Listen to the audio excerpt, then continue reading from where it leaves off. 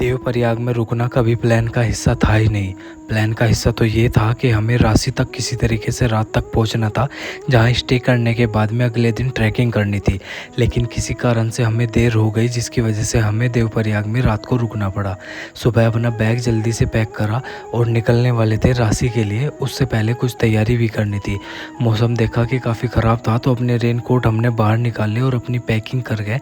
अपना कंबल लत्ते उठाने के बाद में हम आजा सीधा पार्किंग में, जहाँ पार्किंग में अपने बैग को बांध के अच्छे से आगे की प्लानिंग कर ली थी।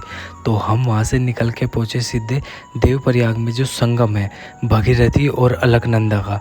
दर्शन किए अच्छे से, बहुत अच्छा नज़ारा था। जहाँ हमने प्लान करा था कि यहाँ पर रुकने का था, लेकिन परिणाम करके हमें यहाँ से निकलना पड़ा। रास्ते में काफ़ी भीड़ भी मिली, तो थोड़ी देर के लिए हमने अपने नाश्ता करने के लिए अपनी बाइक को पार्किंग में लगा के नाश्ता किया, ताकि एक लंबा रूट खींच के हम बहुत सफ़र को तय कर सके, जो कि पिछले दिन नहीं हो पाया। अब मैं यहाँ के रास्ते देख रहा था, जो कि और कठिन होने वाले थे। रांची से 20 से 25 किलोमीटर पहले एक सिंगल ट्रैक यूज़ हो जाता है। अभी तक तो हम डबल लाइन पे चल रहे थे, जहाँ कोई भी समस्या नहीं आ रही थी। तो हम नाश्ता पानी करके निकल चुके थे रांची के लिए, जहाँ बीच में हमें थोड़ी देर के लिए रुकना पड़ा, क्योंकि हल्की हल्की बरसात हो रही थी। तो बाइक से रुके और बाइक पे जो पीछे सामान बंधा हुआ था उसे पन्नी में पैक करके अपना खुद ये ट्रैक सूट सा पहन गए हम निकल जाएं अपने आगे के सफ़र को तय करते हुए। थोड़ी देर के लिए बीच में रुकते रहे, क्योंकि 30 से 40 किलोमीटर खींचने के बाद में थोड़ा रुकने की इच्छा हो गई थी, क्योंकि शरीर को जो है थकान ज़्यादा महसूस हो रही थी।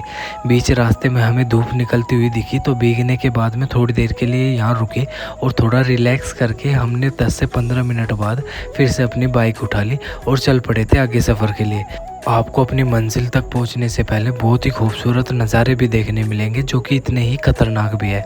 तो ड्राइव को सेव करते हुए हम पहुंचे अपने रांची से 2 किलोमीटर आगे, जहां हमें अपनी बाइक को पार्किंग में लगाना था। यहां से ही ट्रैक शुरू हो जाता है आगे मध्य महेश्वर जाने तक का।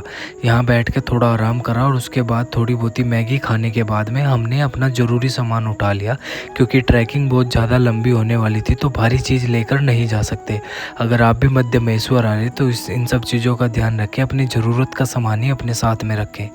देर रात तक हमें ट्रैकिंग करनी थी, तो शाम के समय हमने कुछ खाया पिया नहीं था। रात के लगभग 12 से 12:30 बजे के आसपास हम एक गांव में पहुंचे, जो कि बहुत छोटा सा गांव था, जहां रुककर हमने थोड़ा बहुत खाना पीना लिया, क्योंकि हम पीछे लगभग 6:30 बजे से 12 बजे तक ऐसे ही चलते हुए आ रहे थे। रात के 12 बजे तक तो हम लगभग 5 किलोमीटर का सफ़र तय कर चुके थे। अब सोच रहे थे कि यहीं पर स्टे कर लिया जाए।